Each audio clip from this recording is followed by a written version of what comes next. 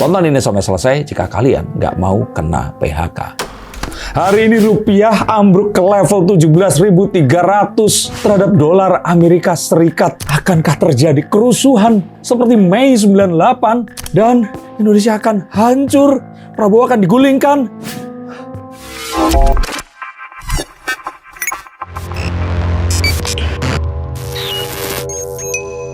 Halo Sciencekers, kembali berjumpa bersama saya Denny Darko. Tidak ada yang namanya misteri, yang ada adalah tanda-tanda yang kita semua coba untuk mengerti. Guys, ngeri ini guys. Kenapa saya buka kayak Benix nggak pernah dapat penonton yang sama kayak Benix ya?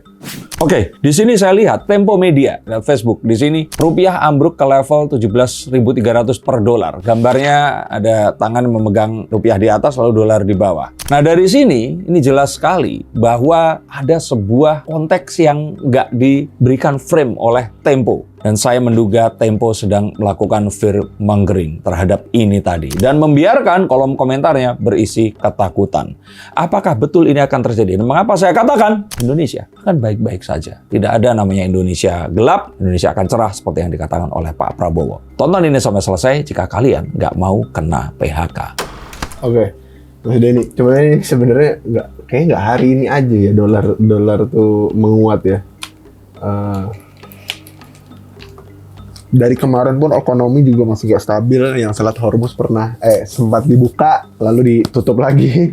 Lalu ini juga dolar menguat. Lantas karena berita-berita seperti ini tuh jauh lebih laku dan portal-portal berita juga semakin banyak memberitakan hal-hal seperti ini gitu. Karena kebanyakan orang Indonesia itu bodoh dan nggak pengen jadi pinter. Artinya apa? Bodoh itu semua orang. Saya pun dulu akan bodoh. Saya pun beberapa waktu yang lalu bodoh. Sampai akhirnya menemukan informasi yang membuat saya pintar. Dan biasanya orang yang bodoh ini adalah orang-orang yang akan ketakutan. Nah, sini saya ajarkan agar kalian tidak merasa bodoh. Yang pertama, dugaan fear-mongering yang dilakukan oleh media Tempo. Ini jelas karena dia tidak memberikan konteks dan dibiarkannya semua spekulasi ini berkecamuk, terutama di kolom komentar. Jangan saya baca kolom komentar di sini, tulisannya rupiah ambruk, MBG naik terus sampai ke langit. Zak Mod, oke. Terus kemudian Tias Fox, oke gas tembus 20.000, seakan-akan pengen ini terjadi. Lalu kemudian ada Dedi Sailan, hasil keliling-keliling dan plesir gak habis-habis. Lalu kemudian di bawah ada Santoso, selama MBG masih jalan artinya negara tetap aman. 99% komentar di sini adalah komentar yang menyudutkan dan juga menjelekkan pemerintah. Saya bukan buzzer pemerintah dan nggak ada kepentingannya membela. Yang saya bela di sini tidak pemerintah Indonesia, tapi negara Republik Indonesia. Maka ini semua muncul karena kebodohan mereka semua. Yang pertama, kita harus tahu bahwa dolar naik hari ini menuju 17.300 dengan tahun 98 itu beda jauh. Blok. Kenapa seperti itu? Karena saat itu kenaikannya dari 2.500 ke 15.000. Coba, kenaikannya itu berapa ya? 300%. 2.500 lebih ya? Lebih. Nah, jadi kita akan tahu bahwa kenaikannya berkali lipat. Kita harus menghitung kenaikan itu dari titik tolak kita berangkat. Nah, kita tahu kemarin kan sebenarnya awalnya kan dari 15.000 sekian. Lalu naik jadi 16.000. Lalu bercokol di 16.800 atau berapa sekian lama. Kemudian di bulan ini itu baru menyentuh angka-angka mencapai 17.000 dan sekarang di 17.000 lebih. Yang artinya kenaikannya ini masih di tahap yang normal. Bahkan kalau kita mau melihat dari year to date ya, dari 1 Januari 2026, ini kenaikannya ini hanyalah sekitar 3,5%. Dan dibandingkan, nah ingat, saat kita merasa kita sial, kita harus bandingkan dengan orang lain. Nggak boleh kita bandingkan dengan kondisi kita di masa lalu yang bisa ditarik-tarik yang mana yang mereka suka dan adu dombakan seperti yang dilakukan oleh Tempo ini tadi. Maka kita akan tahu bahwa sebenarnya kita itu dibandingkan dengan negara lain, kita masih aman, relatif aman. Bahkan India ini di bawah kita. Ini kenaikannya sampai mencapai hampir 5% atau 5% kalau nggak salah. Dan Malaysia pun itu di persentase yang sama. Maka kita tahu bahwa 17.300 ini kenaikannya itu nggak terlalu jauh dari titik yang sebelumnya. Dan yang harus kita pelajari lagi di sini itu adalah kenapa kok dolar ini selalu berusaha menekan mata uang yang lainnya. Karena dolar di sini adalah safe haven, terutama dalam petrodollar. Yang artinya dolar ini dilindungi saat minyak ini naik, otomatis dolar akan naik.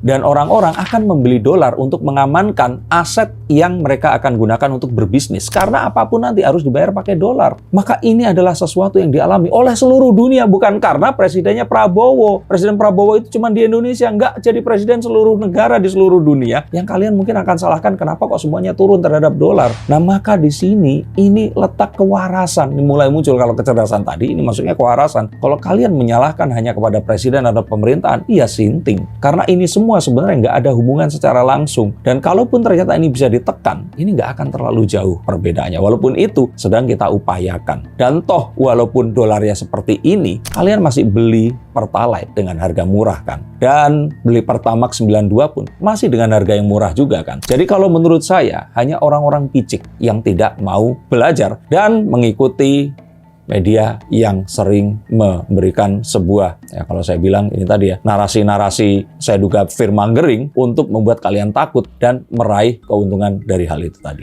Mas, tapi di satu sisi IHSG juga anjlok 2,16% imbas aksi jual asing dan juga pelemahan rupiah. Nah, ini kan sebenarnya kalau udah IHSG anjlok, rupiah juga melemah gitu bahasanya.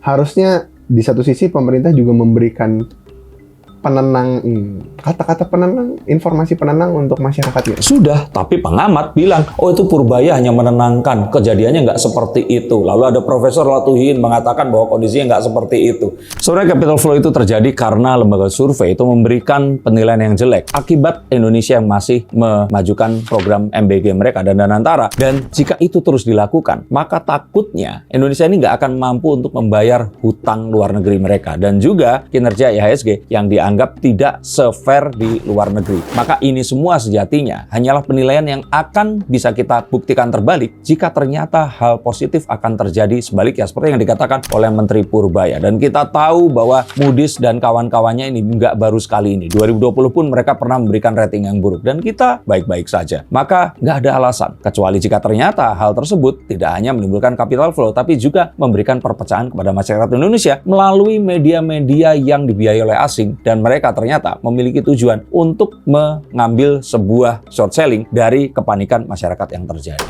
Mas, tapi yang jadi masalah sebenarnya IHSG ini kan bergerak karena kalau kita bilang apa tadi bahasanya intensi buruk ya? Apa sih namanya?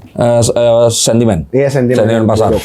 Sedangkan seperti yang kita tahu ya, maksudnya dengan penyebaran Iya, karena itu penyebaran ini harus dihentikan dengan cara menertibkan dan meregulasi persebarannya dengan membuat orang-orang ini lebih berani bertanggung jawab terhadap konten yang mereka unggah dan nggak lempar batu sembunyi tangan. Seperti kemarin ada sebuah berita yang tidak bertanggung jawab yang mengatakan bahwa Uya Kuya ini memiliki 750 dapur MBG. Kalau memang demikian, Uya nggak usah jadi anggota DPR lagi, mendingan dia tinggal di California sana dan menerima kiriman uang 6 juta kali 750 per bulan yang akan sangat besar. Nah, ini juga satu hal di mana kita selama ini mengkonsumsi berita-berita yang menyesatkan, berita-berita yang tidak tepat dan tentu saja ini meracuni pikiran kita.